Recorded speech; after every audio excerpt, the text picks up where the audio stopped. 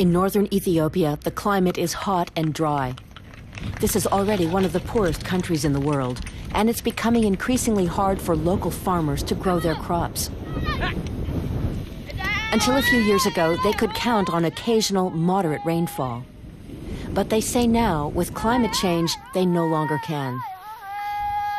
Either there's no rain at all, or it's torrential and leads to flash floods.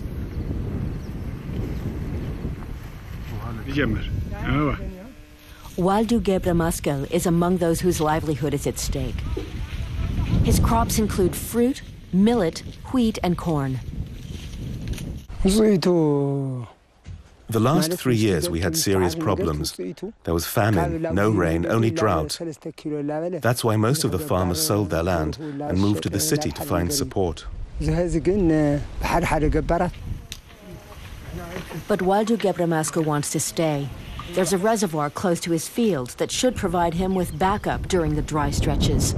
But the water doesn't actually reach his fields.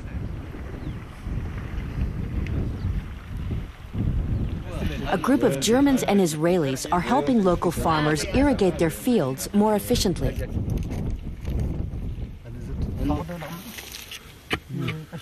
First of all, the conduits to the reservoir need to be repaired.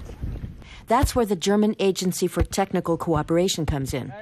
Large sections of the conduits are blocked and water has been seeping through. Gad El-Harar works for MASHAV, Israel's Center for International Cooperation. He's showing local farmers how to lay and attach pipes on their land. Okay. It's the first time that they are meeting this kind of equipment. They only show it on the slides, and so this for us is the first time.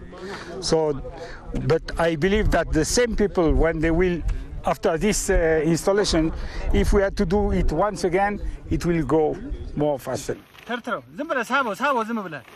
The Ethiopian government is supporting the project. It sends staff from the Agriculture Ministry to participate. The idea is that later they'll be able to share what they've learned with farmers in other regions. Finally, all the pipes are laid. Yeah, it's okay. It's okay.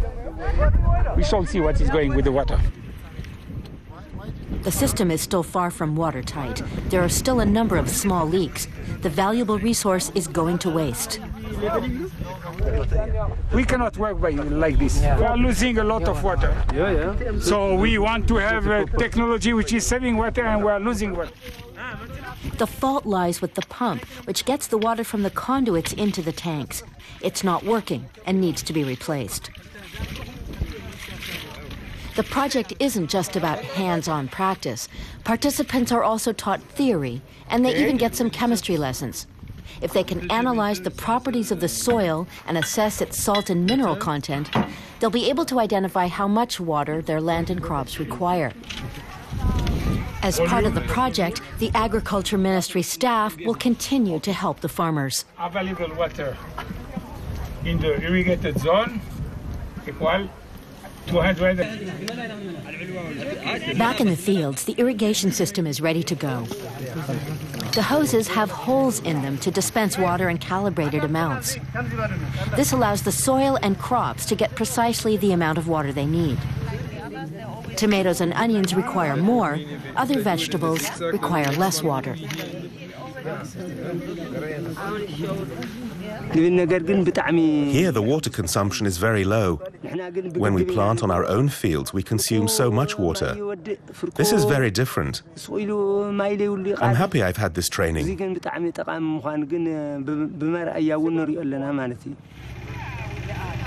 Gebremaskal is keen to install the drip irrigation system. It would cost him the equivalent of about 250 euros. He hopes to raise enough for this investment from 2 or 3 harvests. With the new system, he expects to boost his harvests and therefore his sales. I'm very happy because now we'll be free of famine and drought. We won't have problems if the rain doesn't come. Even my friends from the village, who are also farmers, they came to me and said, "This is a good chance for you. You have to show us in the future how it works."